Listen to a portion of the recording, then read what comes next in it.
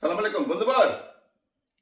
ওয়ালাইকুম আসসালাম ওয়া রাহমাতুল্লাহি ওয়া বারাকাতুহু। বন্ধুগণ কেমন আছো? আলহামদুলিল্লাহ ভালো আছি বন্ধুবর। এই সাত সকালে তোমার এই এই দরাজ গলায় এবং ভরাট কণ্ঠে এই যে সুধা মাখানোর সুরের কণ্ঠ শুনে আমার আরো ভালো ভালো লাগতেছে বন্ধু। তো হঠাৎ সকালবেলা তুমি কল দিলা বন্ধু, সুদূর ড্রিম হাউস জলসিঁড়ি থেকে। খোঁজ খবর নাই।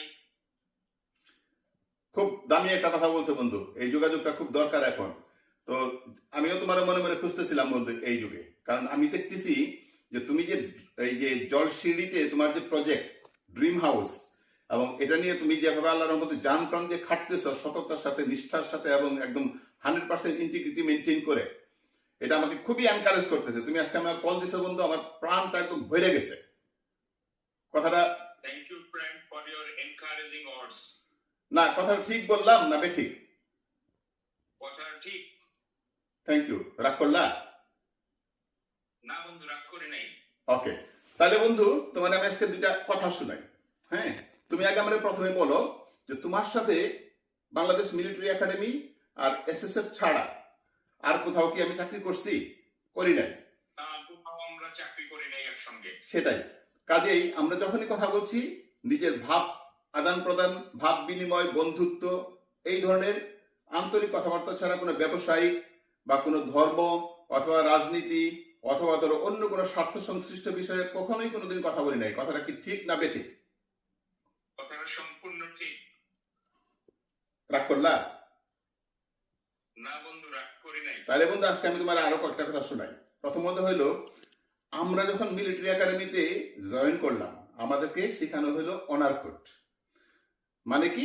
এ gentleman cadet shall not lie, cheat or steal, nor like those who do so.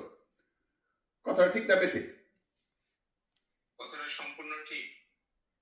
আচ্ছা, রাগ করলা? না বন্ধু, রাগ করি নাই। আচ্ছা, এখন তাহলে ওই অনার কোড তো এখন বেশিরভাগ ক্ষেত্রে প্রযোজ্য নাই। বেশিরভাগ ক্ষেত্রে মানুষ এটাকে বাইপাস করে যে যেভাবে পারে কাজ করছে। কিন্তু তুমি সেখানে একটা ব্যতিক্রমের উদাহরণ তৈরি করতেছ। কেমনি? তুমি জলসিঁড়িতে এই যে কষ্ট মষ্ট করে সততার সাথে, নিষ্ঠার সাথে যেভাবে সবার প্রজেক্টে কাজ করে দিচ্ছ বন্ধু, হ্যাঁ, এটা তো সমাজের গতি প্রবাহের উল্টা দিকে হাঁটতেছ। কথাটা ঠিক না বেঠিক? সম্পূর্ণ ঠিক। রাগ করলা বন্ধু? না না, রাগ করি নাই। আচ্ছা বন্ধু, তাহলে আমার আরেকটা কথা বলো। মিলিটারি একাডেমিতে আমরা যখন জয়েন করলাম আমাদেরকে বলা হলো কোর্সমেট মানে হলো একদম জানে জিগার। হ্যাঁ, একজন আরেকজনের জন্য আমরা জীবন দিয়ে দিব, কোনো বৈষম্য থাকবে না, সবাই সমান। কিন্তু এটা শোনার পরই দেখলাম যখন সিনিয়ররা আমাদেরকে রগড়া দেওয়ার জন্য টাচ অ্যান্ড ব্যাকে পাঠাইলো, বললো যে প্রথম যে আসবে তারা রেখে দিব আর বাকিরা আবার যাবে।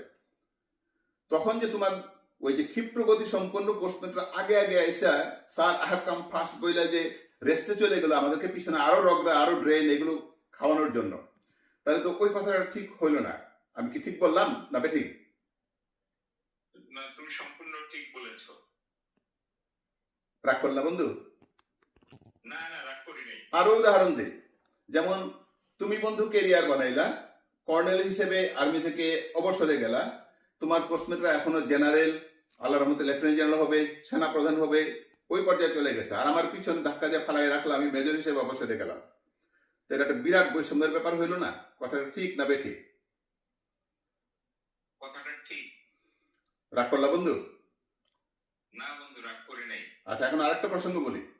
তুমি তো বন্ধু যখন রিটায়ারমেন্টে গেছো তখন তোমার কি সুন্দর লাল টকটকে টসটসে চেহারা ছিল।